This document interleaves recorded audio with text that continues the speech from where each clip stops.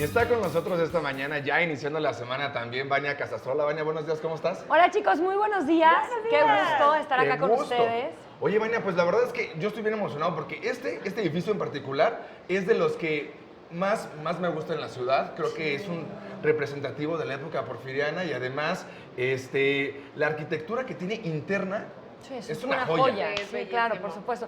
Pues estamos hablando del Palacio Postal, del Palacio de Correos. Todo el mundo conoce el edificio de Correos en la Ciudad de México. Y para todos es un referente de un lugar bellísimo, ¿no? Pero vamos a hablar un poquito de por qué tenemos este edificio y de cómo fue el rollo. Antes, en México, el servicio postal era pues, más o menos un desastre, porque digamos que durante el tiempo de la colonia funcionaba a través de la figura de un señor que se llamaba el Correo Mayor, como la calle.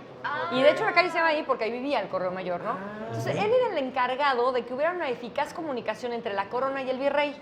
Entonces todo él pues, distribuía las cartas y todo, pues todos los demás ahí más o menos entre los particulares iban repartiendo sus correspondencias.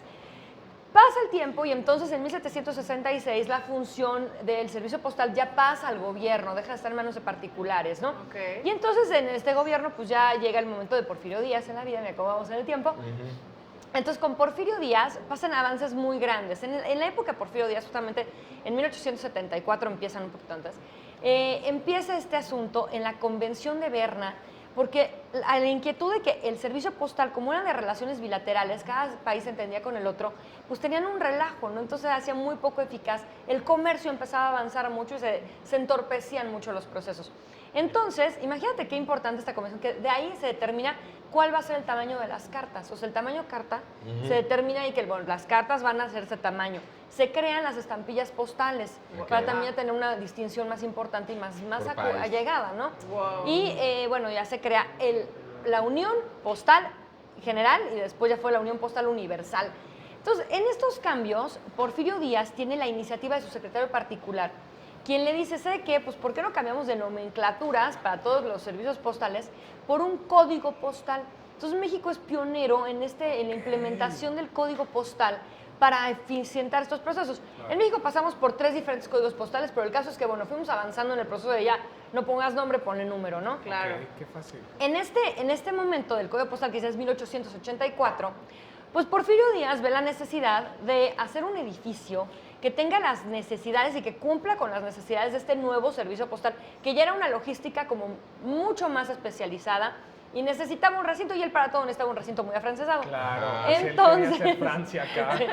Entonces, justamente en la esquina de Tacuba y Eje Central, lo que hoy conocemos como Tacuba y Eje Central, es Tacuba número 1, estaba el Hospital de Terceros o el Hospital de la Congregación de la Pura y Limpia Concepción, que estaba encargada de la atención de los enfermos de los franciscanos. Lo tiran en 1900 para en 1902 iniciar el proyecto de Adamo Boari, que es lo que estamos viendo en pantalla, el resultado final. Adamo Boari, este arquitecto maravilloso que también creó Bellas Artes. Entonces él diseña este Palacio de Correos en México y dura 5 años la construcción, de 1902 a 1907, y tiene una maravilla, es una joya, sí es una joya porque es una construcción, es una arquitectura ecléctica, fusiona estilos, fusiona el gótico, fusiona el estilo veneciano, fusiona el plateriano español, el plateresco español, y entonces por eso tenemos estos arcos un poco mudéjas, pero tenemos los fines góticos de las gárgolas y de los dragones en hierro, y en bronce. Se ve un poco como arabesco, ¿no? En la parte de es el estilo, justamente es lo que es el estilo, porque representa esas cenefas hasta el final, son como unos textiles, y lo que vemos al centro hasta arriba es un reloj. Ese reloj lo importaron de Alemania. Y contaban esas personas de 1907 que cuando daba la hora, no sé si eran campanadas o hacía un cucú, hacía un algo, pero que se escuchaba hasta 4 kilómetros a la redonda. Eso habla de que los edificios en la Ciudad de México eran muy chaparritos y que, bueno, había menos ruido en aquel entonces, ¿no? Claro, pero entonces mira qué bonitas fotografías, qué bonito recuerdo tenemos. Toda la cantera blanca del estado de Hidalgo con la que está forrado.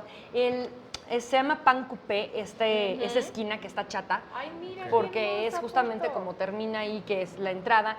El servicio postal, ¿no? Entonces, ¿qué importancia el servicio postal tenerlo en un lugar así? Y recientemente también tuvo una reforma, ¿no? Sí. Lo limpiaron, lo lavaron, todo, ¿no? Sí. Fíjate que pasó por varias etapas, porque de repente el bronce que tiene dentro, que es una herrería maravillosa, una fundidora de Florencia, de repente lo pintaron de negro en las escaleras, ¿Cómo así? entonces de repente ya, o sea, en 2000 ya quedó precioso como es ahora, que llegas y es reluciente, dorado, todo.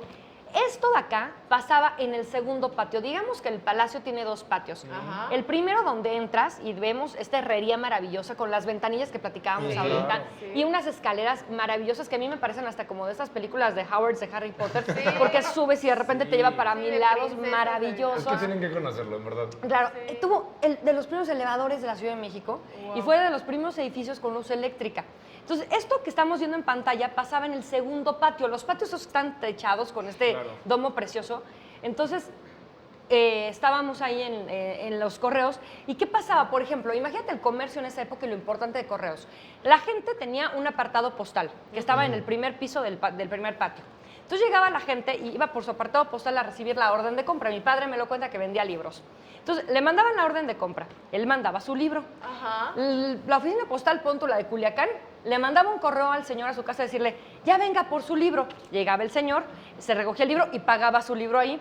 Y entonces la oficina de Culiacán le mandaba un giro postal a el apartado postal aquí otra vez de la Ciudad Muy de México. eficiente el proceso. Uno iba por el giro postal, bajaba a la oficina de reembolsos que estaba entrando a la derecha y ya no se acaba. Entonces dice, fíjate qué bonito el comercio Súper electrónico, rápido, ¿no? ¿no?